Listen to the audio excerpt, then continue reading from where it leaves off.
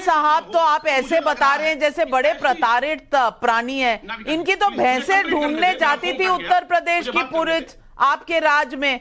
अब जिनकी भैंसों के लिए उत्तर प्रदेश पुलिस लगी वो प्रताड़ित आदमी तो नहीं होगा ना?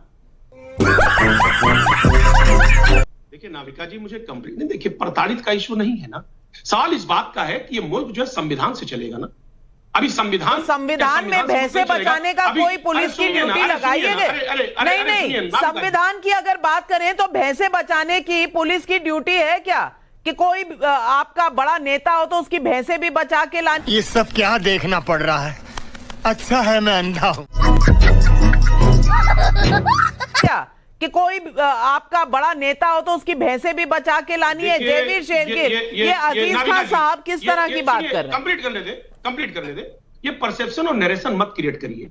आप बड़ी पत्रकार है देश की। अवस्थी जी कह रहे थे, सुनिए मेरी बात, अवस्थी जी कह रहे थे, कंप्लीट करने दीजिए। कह रहे थे साहब मुसलमानों को क्या उनका नहीं, परसेप्शन और नरेशन की बात आप नेता लोग जाने, हम तो फैक्ट की बात कर रहे हैं, तथ्यों की बात कर रहे हैं।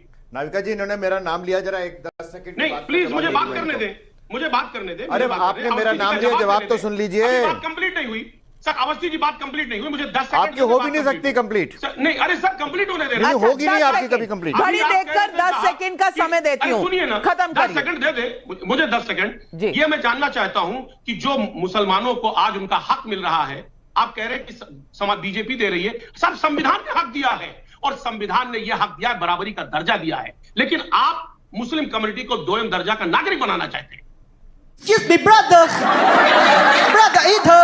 अब सुन लीजिए, आपको मिल गया ना पूरा टाइम, आपकी कंप्लीट नहीं होगी। अब सुन लीजिए, जिस मोहम्मद आजम खां को आपने बड़ा बताया, वो मोहम्मद आजम खां वो व्यक्ति है जिनको बलात्कार के मुद्दे पर सुप्रीम कोर्ट से माफी मांगनी पड़ी। यह है बेटियों के प्रति सम्मान का भाव। यही नहीं, अभी और सुनिए, वो है जिन्होंने एक अपनी जो प्रतिद्वंदी थी, प्रतिद्वंदी प्रत्याशी के कपड़ों पर एक बहुत ही शर्मनाक टिप्पणी की। ये वो है मोहम्मद खान। और ये वही प्रतिद्वंदी थी जो इनकी पार्टी में भी रह चुकी हैं, उनके खिलाफ ऐसे शब्द। और आप कह रहे हैं आपकी बात पूरी नहीं, आपकी बात कभी पूरी नहीं होगी, क्योंकि आपको मोहम्मद आजम खान का दर्द समझ आ रहा है, उसका दर्द समझ में नहीं आ रहा, जो पिछली 7 पीढ़ियों से सिर्फ पंक्चर लगा रहा है। आपको उसका दर्द समझ में नहीं आ रहा जो पिछली 8-10 पीढ़ियों से सिर्फ कारपेंटरी बढ़ाई का काम कर रहा है। आज उसका बेटा जो रिक्शा चला रहा है, आज उसका बेटा जब पुलिस में भर्ती होता है, IAS बनता है, सिविल सर्वेंट बनता है, तो उसको लगता है कि हाँ पिछले 9 साल में मुझे क्या मिला। सवाल यही है। और जेवीर शेरगिल, तमाम आरोप लगाए गए आज मोदी सरकार पर। सवाल यह है कि किसकी मोहब्बत की दुकान बस एक ही मुद्दे पर टिकी हुई है। नाविका जी, दोबारा अपनी गुहार लगा देता हूं। कई वक्त आपके टीवी पे हैं जिनको लगता है टोक के उनकी बात में ज्यादा वजन आ जाता है, तो मुझे फिर से अनुरोध है, हाथ जोड़ के धैर्य रखें और मेरी बात पूरी होने दें। 2 बातें, ओवैसी साहब के वक्ता और सपा, और जो आपने बात की। एक हिंदी की कहावत है, पहले तोलो फिर बोलो। राहुल गांधी विदेश में सच बोल रहे हैं। 21 से 23 मिनट हो गए, डिबेट में कोई तथ्य नाविका जी के सामने नहीं रखा गया। राहुल गांधी जी जो आरोप लगा रहे हैं सिखों के साथ दुर्व्यवहार हो रहा है, उसमें तथ्य क्या है? दूसरा, समस्या यह है, वारिस साहब से शुरू करता हूं। वारिस साहब की समस्या है कि आज मुसलमानों को डर लग रहा है।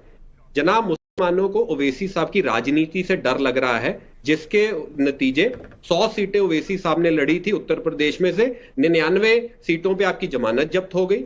डर गुजरात के उस वोटर को लग रहा है जहां 13 सीटों पे ओवैसी साहब की पार्टी को नोटा से भी कम वोटें पड़ी। गजब बेइज्जती है। पहला पॉइंट। दूसरा पॉइंट, आज AMIM के प्रवक्ता को मोदी जी की सरकार इसलिए नहीं अच्छी लगती क्योंकि मुस्लिम महिलाओं को ट्रिपल तलाक नामक जो उनके साथ होता था उससे मुक्ति मिल गई है। इनको आज ये बात पच नहीं रही कि जम्मू कश्मीर में जो आज बच्चे हैं, जो युवा हैं, उनके हाथ से पत्थर क्यों छूट गए और आज वो इंडस्ट्री की तरफ क्यों बढ़ रहे हैं। ये बात वारिस पठान जी को पच नहीं रही। वारिस पठान जी को आज ये पच नहीं रहा क्योंकि कारण ये है, इनकी पार्टी के जो छोटे भाई हैं वो आज भी औरंगजेब जहां दफनाया गया है वहां जाके माथा टेकते हैं, बल्कि बाकी का जो हिंदुस्तान है वो एपीजे अब्दुल कलाम को अपना आदर्श मानता है, और जब मोहम्मद सिराज क्रिकेट बॉलिंग करता है उसे अपना आदर्श मानता है और औरंगजेब को आदर्श नहीं मानता। और इन्होंने महिलाओं की बात की।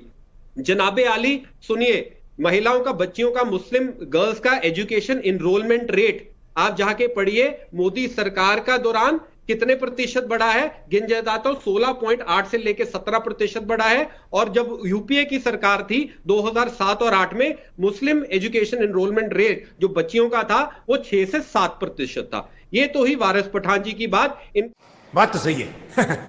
ये तो ही वारिस पठान जी की बात, इनको इसलिए बात की कि आज बच्ची सिर्फ शिक्षा की तरफ क्यों ध्यान दे रही है, क्यों उसे फंसाया नहीं जा रहा कि तुम हिजाब डालो, तुम तुष्टीकरण की राजनीति करो। अब आइए अजीज खान जी की तरफ सपा के। जनाब आपने एक बात बोली, भाई साहब आपने कहा युवा स्वीकार कर रहा है, स्वीकार आप भी मुलायम सिंह जी का बयान कीजिए 13 फरवरी 2019 का, मैं पढ़ देता हूं, आपकी याददाश्त कमजोर है। बोला है मोदी जी के लिए, काश प्रधानमंत्री जी एक बार फिर से प्रधानमंत्री बने, मेरी इच्छा है कि सभी सांसद फिर से चुने आए और लोकसभा में वापस आए। जब भी मैंने मोदी जी के लिए कोई काम किया उन्होंने हमेशा अच्छा काम किया। ये जो मुलायम सिंह जी की आखिरी स्पीच थी लोकसभा के अंदर, ये वो है।